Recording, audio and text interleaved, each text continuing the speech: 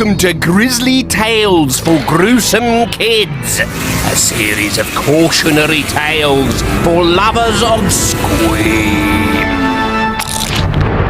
I call this tale Sweets. Spindleshanks, pop out here a moment. Now, if we paint your legs white and hide you right up there in the roof of my mouth,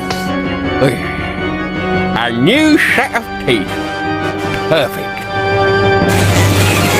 Sweets are bad for your health in more ways than one.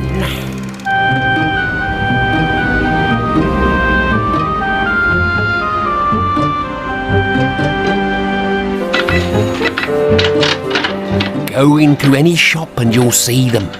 Foul little children tugging at their mothers' dresses, or blasting imaginary spacemen, or peeking out through racks of clothes where they've just had a spit in the pockets. Dirty fingers, grubby noses, and squealy voices whining and whinging. I want some sweets. Why can't I have some sweets? It's not fair. You never buy me anything. Moan, moan, sob, sob, whimper, whimper, bellyache.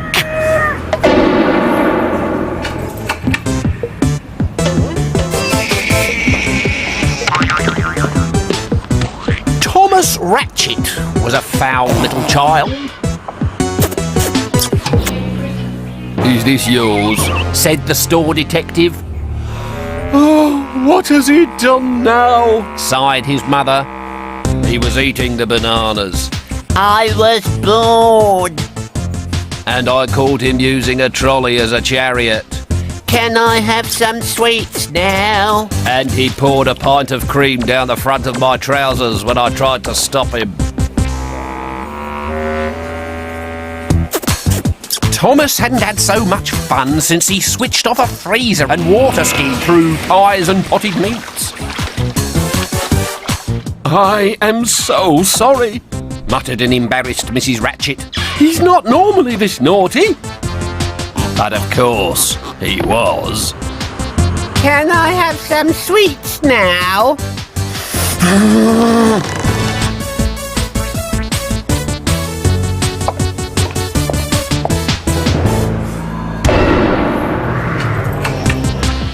They went to the chemist to buy nappies for Emily.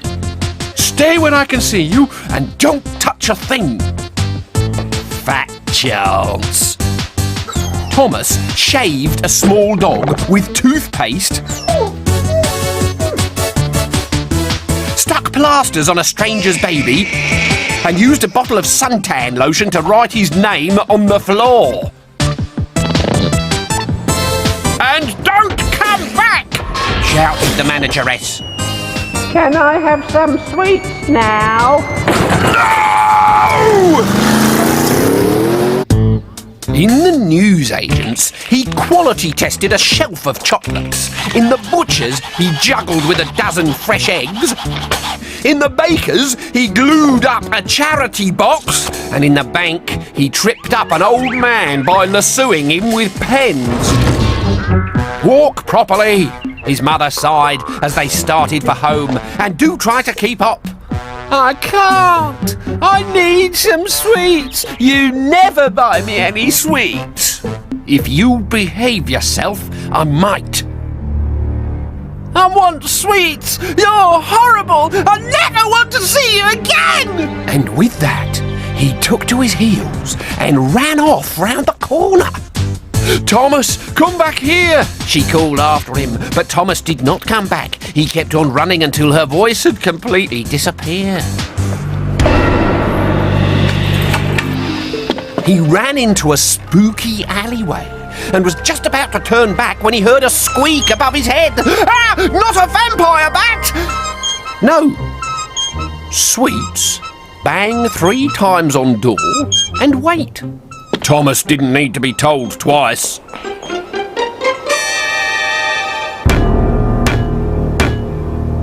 But nobody came.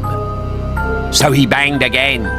He was making enough noise to wake the dead when he heard footsteps on the other side of the door. A bunch of keys jangled, a bolt was pulled back, and the door edged open.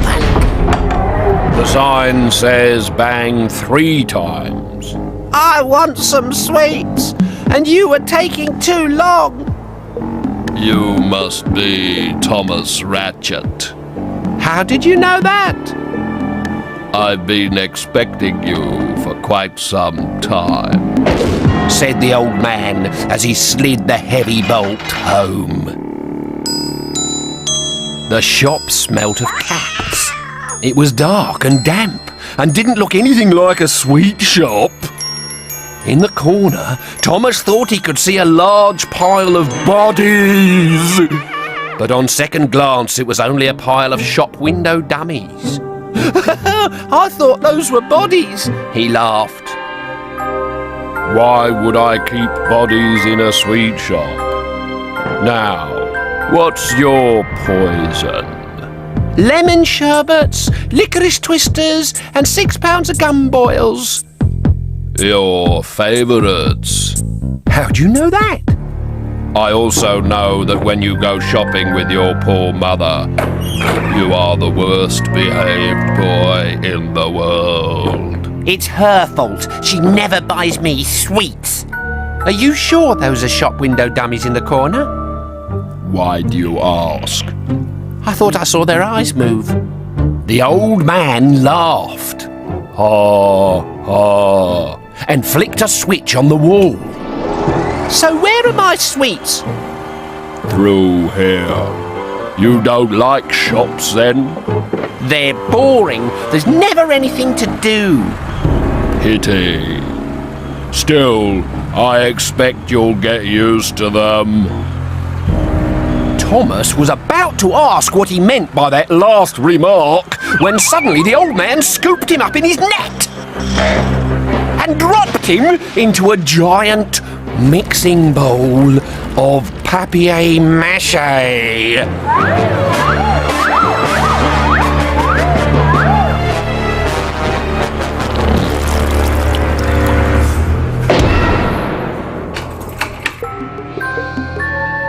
When Thomas woke up, he felt stiff. This old man's a fraud, He thought to himself. He hasn't got any sweets. I'm getting out of here right now. But he couldn't move his legs, his arms, his head, his feet, or his hands. He could wiggle his eyes, though. The old man had encased him in a papier-mâché tomb.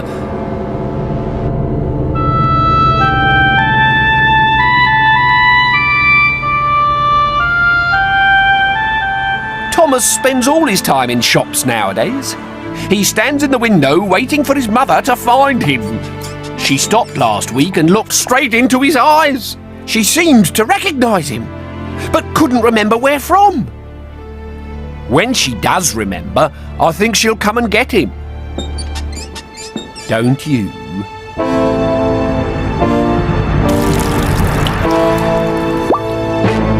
I doubt it. Hang on.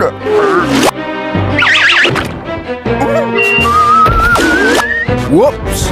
Nearly swallowed my own teeth there.